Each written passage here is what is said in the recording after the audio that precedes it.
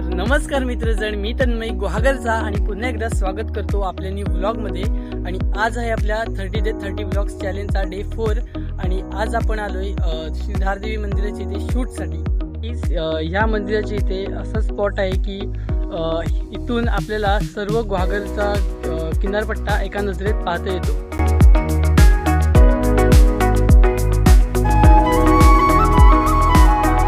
तर आता इथला प्रॉपर शूट घेऊया।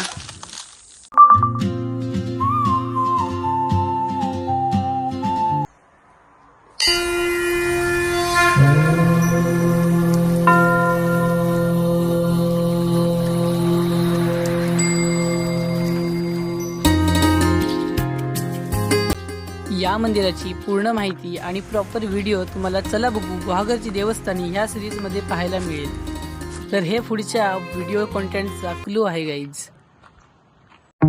त्या मंदिराची इथून तुम्ही इथे जरा पुढे आलात की तुम्हाला पूर्ण आरेगावचा पॅनोरामिक व्ह्यू मिळून जाईल आणि पाहू शकता तुम्ही किती सुंदर वाटतोय पाठीमागे। तर इथले क्लिप आपले घेऊन झालेत। आता ॲक्च्युली आपल्याला एक काम आहे ते करायचं आहे। तर गाईज आता आपण तिकडून शूट घेऊन आलोय आणि आता आलोय आपण आपल्या घरी आणि तुम्हाला आता मला एक अप्रतिम आणि कोकणी मेळ्यातली सुंदर लागणारी एक गोष्ट दाखवायची आहे। सो गाईज पाहू शकता तुम्ही ही गोष्ट आणि ही कोकणी मेळ्यातली एक अप्रतिम गोष्ट आहे। आंबट गोड लागते, कधी कधी पूर्ण गोड असते आणि ॲक्च्युली ही गोष्ट ह्या झाडावरची आहे आणि याला म्हणतात आपल्या कोकणी भाषेत अळू। बाय द वे अळूचे प्रकार आहेत। अळू म्हणजे एक हा वाला अळू आणि एक हा वाला अळू।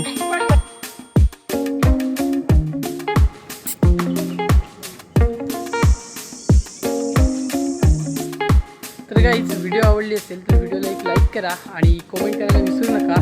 आणि असेच जर कॉन्टेंट तुम्हाला पाहिजे असतील तर आपल्या या कोकणी मराठी यूट्यूब चॅनलला सबस्क्राईब करा। तर चला मिळूया उद्याच्या ब्लॉगमध्ये। तर चला बाय बाय।